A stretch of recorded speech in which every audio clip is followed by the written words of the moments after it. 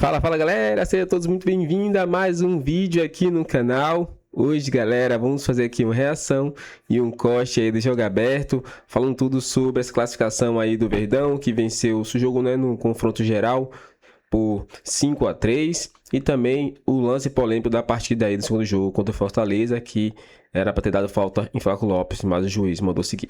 Então, sem mais enrolações, fica galera com o vídeo. Mudar agora pro jogo Fortaleza 3, Palmeiras 2.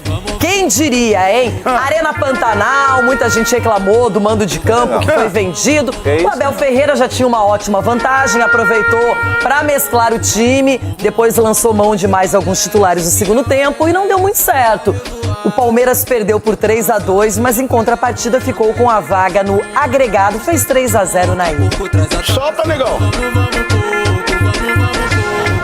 O Fortaleza tinha uma missão quase impossível na Arena Pantanal, mas começou a partida pressionando.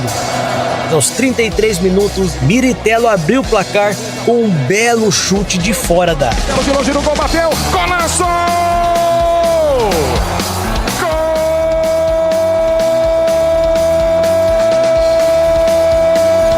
Hoje nós não entramos com a nossa máquina competitiva ligada. Demos muito espaço ao adversário, aqui e ali algo desconcentrados. O Palmeiras respondeu rapidamente com Flaco Lopes. O artilheiro do Verdão na temporada deixou tudo igual após bela jogada de Felipe Anderson. Depois de uma jogadaça, Felipe Anderson falou, faz Flaco, o argentino tem o faro do gol. Mas a alegria alviverde durou poucos minutos. Após jogada pela direita, Rodriguinho empurrou para o gol. O lance gerou muita reclamação dos jogadores palmeirenses, que pediram falta na origem da jogada, mas a arbitragem e o VAR mantiveram a decisão de campo. Na segunda etapa, as mudanças de Abel Ferreira deram mais equilíbrio ao Palmeiras. Murilo empatou de cabeça após cobrança de escanteio de Andréas Pereira. Foi a 10ª assistência do garçom do Verdão na temporada. Já na reta final da partida, Lucas Emanuel voltou a colocar o Fortaleza em vantagem. Apesar da pressão nos minutos finais, os cearenses não conseguiram marcar os 2 gols que levariam a decisão para os pênaltis. Hoje nós fizemos 3 gols que eram necessários. O que nós precisamos é parar de sofrer gols. É verdade que tínhamos 3 objetivos para este jogo. O primeiro era ganhar, o segundo era rodar o elenco e o terceiro era ver com que nível de forma estão uns jogadores e outros. Dos 3 objetivos, o maior e que não foi cumprido era a vitória. Abel Ferreira e os seus comandados aguardam um sorteio, terça-feira, dia 11, às 11 horas, na CBF, no Rio de Janeiro, para definir o seu próximo adversário em busca desse tão sonhado título da Copa do Brasil. Fica aqui o aprendizado daquilo que foi a derrota de hoje, mas também não te posso dizer que há muito trabalho a fazer. É bom também para acalmar as águas, não vão já dizer que o Palmeiras é como os outros clubes, vai passar por momentos bons e momentos menos bons. Se esses momentos menos bons puder ser nestes momentos em que temos aqui um bocadinho de, vocês utilizam aqui uma expressão muito boa, um bocadinho de gordurinha para queimar. Nós jogamos com uma equipe que tem a melhor produtividade no futebol brasileiro hoje. E coletivamente, o que devemos? Eu já sei, vamos dizer que o Palmeiras não botou todos os jogadores, que já tinha uma vantagem de 3-0. É sempre assim, cara. É a análise simplista que existe no futebol brasileiro em relação ao que se faz, o que as equipes fazem, né? Sou crítico completamente a isso aí, porque acho que essa análise tem que ser mais profunda. Foi um jogo pro Fortaleza até interessante, deu a vida, conseguiu o resultado, volta para a Série B até motivado porque venceu o líder da Série A. Só que na prática, o Palmeiras também facilitou um pouco as coisas, não entrou com seu time titular. Aí no segundo tempo ele até lança a mão de jogadores importantes, como é o caso do Arias, mas acabou perdendo o jogo, Edu. Mas fica um gostinho ruim por um lado, mas a melhor parte é a classificação, seguir na Copa do Brasil. Claro, a classificação era o mais importante, né, para o Palmeiras, Renato, mas a questão da postura, né, que fazia muito tempo que o Palmeiras não tinha essa postura. Acho que a última vez foi contra o Novo Horizontino, que perdeu de 4-0. Então acho que ontem parece que meio que igualou aquela postura lá, porque sem competir. Quando você entra em campo e não compete, por mais que o adversário seja de Série B, né, não tem tanta qualidade assim, ele vai sobressair. E foi o que aconteceu. O Palmeiras teve muita dificuldade no primeiro tempo para marcar a equipe do Fortaleza. O Fortaleza, com o Paulo Autuori, melhorou bastante. Você vê já um time, já tem um padrão de jogo, então você vê um time bem interessante. E agora o Palmeiras fez o gol aí individualmente com o Felipe Anderson, com aquela jogada, juntamente com o Flaco Lopes ali. Eu não vou nem falar dessa falta. Que foi o segundo gol do Fortaleza. Falta? Né? Eu marcaria. Você não vai falar, mas tá falando. Eu marcaria, mas só que pelo critério que o árbitro estava tendo no jogo, ele fez o certo. Não marcou. Não marcou. Agora, o Palmeiras deu muita brecha para a equipe Fortaleza. Teve alguns momentos, Renata, que o Fortaleza estava ganhando, eu estava até com medo. Fazer o segundo gol, diferença, com e aí... Medo? Porque se você toma mais um gol ali, pô, e a pressão que ia ser? E aí sim, no segundo tempo, quando o Abel coloca os titulares para jogar, aí se você vê um nível já elevando e a marcação lá na frente, como sempre foi o Palmeiras jogando, a marcação lá na frente com os atacantes. Então eu entendo que os jogadores que tiveram oportunidade ontem, alguns não aproveitaram a chance, né? Não sei o que está acontecendo com o Vitor Roque. Ontem não foi aquele jogador que a gente é acostumado a ver, marcando, dando possibilidade, dando linha de passe, e ontem realmente ele não jogou bem. De repente é o retorno da lesão dele também, a adaptação, aquela coisa toda. Vamos aguardar. Agora tem uns gols aí que eu gosto do Carlos Miguel, mas eu acredito que tem uns gols ali que ele poderia ter evitado. O Fortaleza concentrou, jogou bem, não é? Ganhou a partida. Mas a gente tem que destacar algumas coisas, Cicinho. O Vitor Roque, eu concordo com o Edu, não fez um jogo vistoso, mas foi o primeiro jogo em quase 5 meses que ele e o Flaco Lopes saíram como titulares, que é uma dupla que já deu muitas alegrias para o Palmeiras, funcionou muito bem, e eles precisam readquirir, não é, esse entrosamento, e começaram como titulares. Ele poupou alguns atletas, infelizmente o Inter é o próximo adversário no Brasileiro, vai pegar alguns jogadores mais descansados. Quem jogou o primeiro tempo saiu, ficou esperando na segunda etapa. Então, no final das contas, pelo resultado de classificação, para o Palmeiras foi ok, mas fica esse sinalzinho de alerta. A única coisa positiva realmente foi a classificação, né? Mais dinheiro que entra pro Palmeiras, mas eu falava aqui antes que uma das qualidades do Abel é extrair muito dos reservas para que coloquem, né, cada dia mais a obrigação dos titulares se manter bem. Nesse jogo já não foi isso que aconteceu, né? Os reservas não corresponderam, então assim, não serve de desculpa porque a vitória do Fortaleza foi merecida. Eu tinha, né, até passou desapercebido, mas o Paulo Autuori é o pai dos treinadores, Edu. Então eu sabia que ia dar um nó no seu treinador. Sabia? E o seu resultado ontem foi quanto? Nós estamos falando do tricampeão da Libertadores, meu amigo. Então, assim, armou muito bem a equipe do Fortaleza e conseguiu parar as jogadas do Palmeiras. Então, assim, e o Palmeiras também jogou pro gasto, né? Jogou pela classificação. Mas o Vitor Roque, a gente tem que dar esse tempo a ele, porque você ficar parado, você precisa de vários jogos para ter ritmo, então não é num jogo que ele vai fazer chover. Não tem como ignorar que você fez 3-0 na ida. O Palmeiras entrou com o resultado embaixo do braço e acabou ficando com a classificação de uma maneira mais difícil do que esperava. Palmeiras, que tinha feito a sua vida no jogo de ida, né, 3-0 contra o Fortaleza, foi lá para Cuiabá, o jogo não foi nem em Fortaleza, perdeu por 3-2, mas também poupou muitos jogadores e tudo mais. Teve o Fortaleza até que foi digno ali, venceu a sua partida de volta, um golaço, aliás, hein?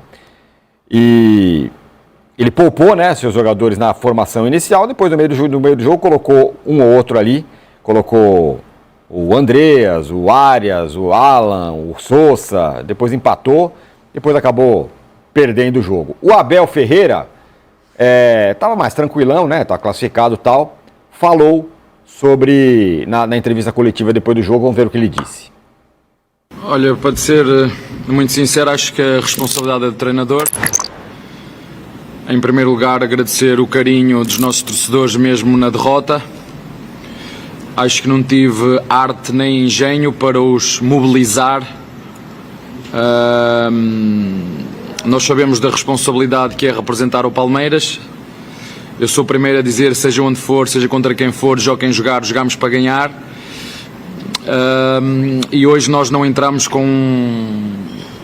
a nossa máquina competitiva ligada. Demos muito espaço ao adversário, aqui ali algo desconcentrados. Portanto, eu diria que a maior responsabilidade é minha. É verdade que tínhamos 3 objetivos para este jogo. O primeiro era ganhar, o segundo era rodar o elenco e o terceiro era ver com que nível de forma estão uns jogadores e outros. Muito bem, tá aí o Abel Ferreira falando da derrota, não era uma derrota, não foi um grande problema, falando que ele não conseguiu ligar, gostei da expressão, não conseguiu ligar a máquina competitiva do Palmeiras. Estava meio chateado pela derrota, mas está classificado, Arnaldo. Uma entrevista mais serena, né? Sobre o jogo, sobre os objetivos no jogo. Eram 3, ele conseguiu 2 dos 3. Rodar o elenco, observar quem está melhor, quem está pior, só não conseguiu o resultado. E aí, por uma partida bem digna do Fortaleza, e o Palmeiras, acho que isso serve para qualquer equipe. Mas especificamente para o Palmeiras, quando ele não liga a máquina competitiva, ele não é o mesmo time, né? Ele é um outro time. O Palmeiras é um time, e essa palavra está ficando tão surrada, né? Competitivo. Ele é um time essencialmente competitivo. E ele pôde se dar o luxo único de jogar a segunda partida como um jogo treino, né? Foi um jogo treino. Assim como foi na fase anterior, né? Contra a Jacuipense. Naquela ocasião, o Jacuipense, o Palmeiras, naquela eliminatória, ainda teve aquela baixa do Vitor Roque. Sofreu uma entrada e se machucou seriamente. Então, tudo isso também estava na cabeça, né? Parte decisiva da temporada, classificação garantida. Vamos entrar mais leve, né? Na cabeça do jogador, acho que isso acaba automaticamente entrando. E aí, assim como a gente falou do Vasco e de outros times, o Palmeiras tem a frente tripla. Só que a frente tripla dele não é no Brasileiro para se salvar ou para se manter no meio da tabela, é para ganhar o Brasileiro, né? Então o Palmeiras agora tem o Internacional pelo Brasileirão no final de semana e já tem o Cerro na sequência pela Libertadores, né? O Palmeiras tem nas 3 competições chance nas 3. Na Copa do Brasil, vamos combinar, Tironi, ele não disputou até agora, né? Os 2 adversários anteriores, eles inclusive venderam os mandos, os 2 das partidas de volta, Jacuipense e Fortaleza. Agora, seja qual for o adversário no sorteio da terça-feira, o Palmeiras vai ter que jogar a Copa do Brasil para avançar. Até agora ele só se apresentou. Na próxima fase, a partir das quartas de final, aí não vai ter o sorteio amigo, porque não tem essa possibilidade. Qual for o adversário, o Palmeiras vai ter que levar a Copa do Brasil com outra atenção, com a máquina competitiva nas 2 partidas. Olha, o Palmeiras, com essa classificação, ele quebrou um jejum de Copa do Brasil, né? Porque o time do Abel Ferreira, ele não chegava às quartas de final desde 2023. Olha aí a tela. Em 2020 foi campeão, em 21 foi eliminado pelo CRB na terceira fase, em 22 eliminado pelo São Paulo nas oitavas, 23 foi eliminado pelo São Paulo de novo, dessa vez nas quartas, 24 eliminado pelo Flamengo, 25 eliminado pelo Corinthians nas oitavas, e agora em 2026 está nas quartas de final. Outra coisa interessante sobre esse Palmeiras é que o Palmeiras vai ter uma maratona pela frente, só que tem 2 caras que chegaram a peso de ouro e tal, para ser titulares e não sei o que já estão lá atrás. Um é o Paulinho, está machucado, e o outro, meus amigos, é o Vitor Roque. A dupla lá, Vitor Roque e Flaco Lopes, que era a dupla titular do Palmeiras, depois da Copa do Mundo, imaginou-se que ele pudesse voltar? Não, eles estão para trás aí a gente está mostrando aí a sequência de jogos do mês de agosto do Palmeiras, a gente vai mostrar já com mais detalhes, mas acho interessante eu ler o que disse o Abel sobre essa questão dos jogadores Vitor Roque, Flaco Lopes e tal. Ele falou o seguinte, abre aspas, os jogadores e o treinador do Palmeiras vivem de rendimento. O que cada um de vocês vê, eu também vejo. A vantagem é que eu vejo mais, vejo nos treinos. Os que têm melhor rendimento são os que jogam. Na minha equipe nunca jogou o nome, estatuto, os medalhões. Joga quem tem rendimento. É muito fácil de gerir, disse o Abel Ferreira, Casão. Porque o fato é que, esperar, putz, olha, e agora, hein? O Flaco Lopes talvez não jogue, não, o Vitor Roque não vai jogar tal. Os caras que estão jogando estão dando conta. O Maurício, o Sousa, os caras tomaram conta da posição. O Maurício, sei lá, talvez tenha sido o jogador do futebol brasileiro que melhor foi na Copa, por exemplo.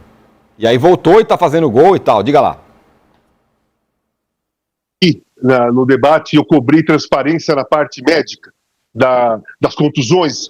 Qual é a realidade do Paulinho? Qual é a realidade do Vitor Roque? Falei bastante sobre isso ontem.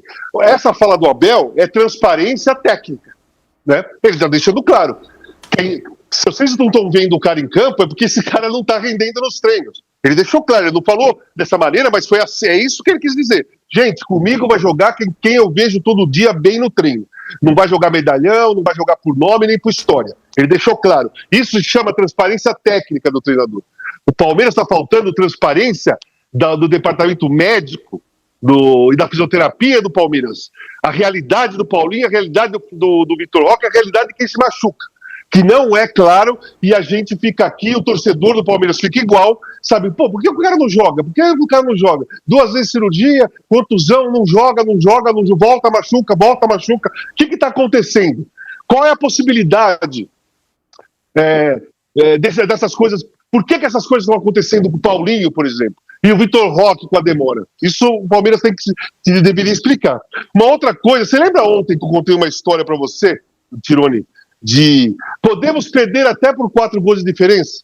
Você lembra que eu te contei isso ontem? Sim. Então, o Palmeiras ele pode correr esse risco.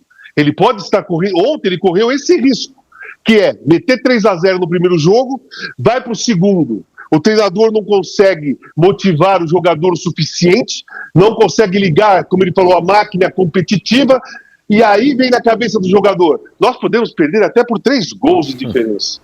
E aí o risco de você tomar uma atropelada de qualquer um é enorme. Eu contei a seguinte história, Arnaldo e Júlio, que vocês não estavam ontem. E aí nem falei no programa, foi fora do ar que eu contei para o Tironi. Em 84, na última rodada classificatória do Campeonato Brasileiro, foi Náutico e Corinthians lá no Arruda. Então é isso, galera. Chega mais um fim de vídeo aqui no canal. Espero que tenham gostado. Vimos aí, né, a imprensa trazendo informações aí sobre o Palmeiras, que venceu o seu confronto, né, contra o Fortaleza nos 2 jogos, acabou, né, vencendo, porque no agregado vai 5-3, né? A gente sabe que o Palmeiras não jogou a forma que deveria jogar, até para poupar jogadores, né? Mas acabou se classificando, né? Mesmo com essa derrota aí.